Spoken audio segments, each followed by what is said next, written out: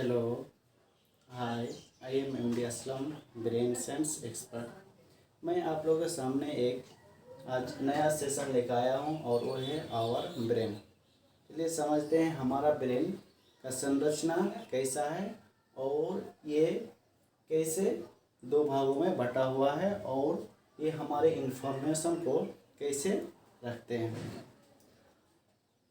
Our brain divided into two hemispheres, left brain और right brain.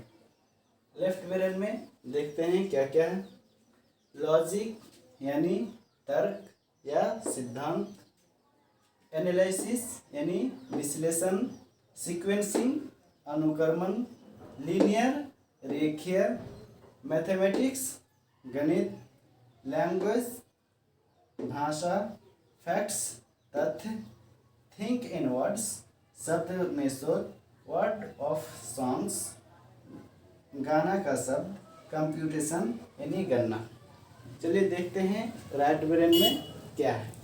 Creativity रचनात्मकता, imagination रचनात्मक कल्पना, हॉलिस्टिक थिंकिंग, इंट्यूशन पूर्वाभास, आर्ट्स या कला, rhythm non verbal feelings, visualisation, tune of songs, day dreaming. यानी ये हमारे ब्रेन का अलग अलग फंक्शन है जो अलग अलग भागों में पाया जाता है। चलिए हम लोग समझते हैं लेफ्ट ब्रेन में लॉजिक यानी तर्क। जैसे कोई भी वस्तु जब हम आकाश की ओर उछलते हैं तो वो फिर पृथ्वी की ओर ही आ जाते हैं, क्योंकि हमारे ब्रेन में सेट है कि ग्रेविटी ऑफ लॉ से जानते हैं कि कोई भी वस्तु ऊपर से नीचे की ओर खींचता है। जैसे न्यूटन की नियम से भी जानते हैं कि सेब जो है नीचे की ओर ही गिरता है। तो इससे हमको पता चल जाता है कि यानी कोई भी वस्तु ऊपर से नीचे आएगा तो ये क्या है, एक फैक्ट है, ये ग्रेविटी ऑफ लॉ है।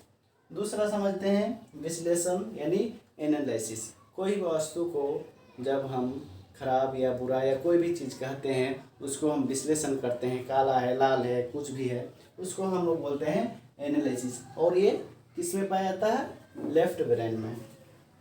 अनुक्रमण यानी सीक्वेंसिंग। सीक्वेंसिंग क्या होता है इसको समझते हैं। जैसे कोई आप स्कूल में पढ़ा रहे हैं, जब प्रार्थना का समय होता है तो बच्चे लोग को खड़ा करते हैं, तो जैसे छोटा बच्चा है उसको आगे करते हैं और जो बड़ा बच्चा है उसको पीछे करते हैं। तो ये जो इन्फॉर्मेशन होता है हमारा लेफ्ट ब्रेन संचित रखता है। उसके बाद है लीनियर। लीनियर को समझते हैं। लीनियर क्या होता है, लीनियर जैसे जो भी त्रिभुज है, चतुर्भुज है, जो भी चीज़ हम लोग बनाते हैं मैथमेटिक्स में पढ़ते हैं, वो हमारा के किस में रहता है, लेफ्ट ब्रेन में संचित रहता है। अब चल समझते हैं मैथमेटिक्स को। हम लोग जो भी मैथमेटिक्स बनाते हैं, जोड़ घटा गुना भाग जो भी हम लोग सीखते हैं, ये एक लॉजिकल चीज़ है, ये लॉजिकल सब्जेक्ट है। तो ये हमारा जो है पूरा कौन काम करता है, लेफ्ट ब्रेन काम करता है। उसके बाद समझते हैं लैंग्वेज यानी लैंग्वेज जो भी हम लोग भाषा सीखते हैं, जैसे उर्दू, हिंदी, इंग्लिश, मराठी, जो भी भाषा सीखते हैं ये हमारा जो है लेफ्ट ब्रेन काम करते हैं। उसके बाद समझते हैं फैक्ट्स यानी तथ्य। तथ्य जैसे आगरा में क्या है, ताजमहल है, यानी ताजमहल का चित्र नहीं, उसका वर्ड यानी ताजमहल। ये जो वर्ड है ये वर्ड हमारा जो है लेफ्ट ब्रेन संचित करता है। आइए समझते हैं थिंकिंग वर्ड्स यानी दुनिया में जो भी वर्ड है, दुनिया में जो भी वर्ड है उसको हम लोग जो सोचते हैं ये कौन काम करता है, हमारा लेफ्ट ब्रेन काम करता है। उसके बाद वर्ड्स ऑफ सॉन्ग्स यानी गाना का जो शब्द होता है वो हमारा जो है लेफ्ट ब्रेन में एडजस्ट रहता है, इसी यही जो है इंफॉर्मेशन करता है। उसके बाद है कंप्यूटेशन यानी गणनाएं। जैसे हम लोग कोई कंप्यूटर में कोई गणना करते हैं, जोड़ घटा जो भी है कोई भी चीज़ करते हैं, वो क्या है, हमारा लेफ्ट ब्रेन काम करता है। उसके बाद चलिए आ जाते हैं राइट ब्रेन। राइट ब्रेन में क्या क्या है? एक क्रिएटिविटी यानी रचनात्मकता। जानते हैं क्रिएटिविटी दुनिया का एक बहुत ही अच्छा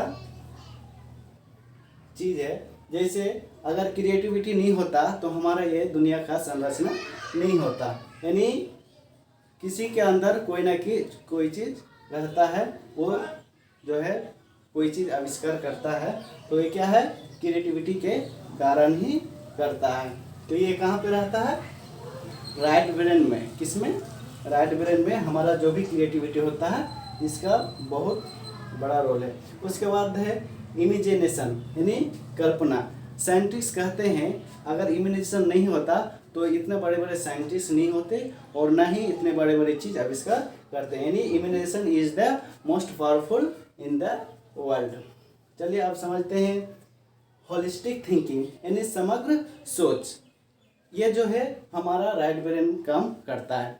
जैसे आप कोई कपड़ा खरीदने जाते हैं या कोई कपड़ा में शर्ट में कोई बटन टूटा हुआ है या कहीं छेद है तो आप उसको रिजेक्ट कर देते, तो उस वक्त आपका जो दिमाग काम करता है वो राइट ब्रेन काम करता है। उसके बाद समझते हैं इंस्टीट्यूशन यानी पूर्वाभास। यानी आपके साथ वैसे कोई घटना नहीं हुआ, आप पहले ही सोच लेते हैं, उसके बाद आप देखते हैं कि वो घटना आपके साथ हो जाता है, उसको बोलते हैं इंस्टीट्यूशन। उस वक्त जो है हमारा कौन ब्रेन काम करता है? राइट ब्रेन काम करता है। उसके बाद आइए समझते हैं आर्ट्स यानी मोटर स्किल यानी कला।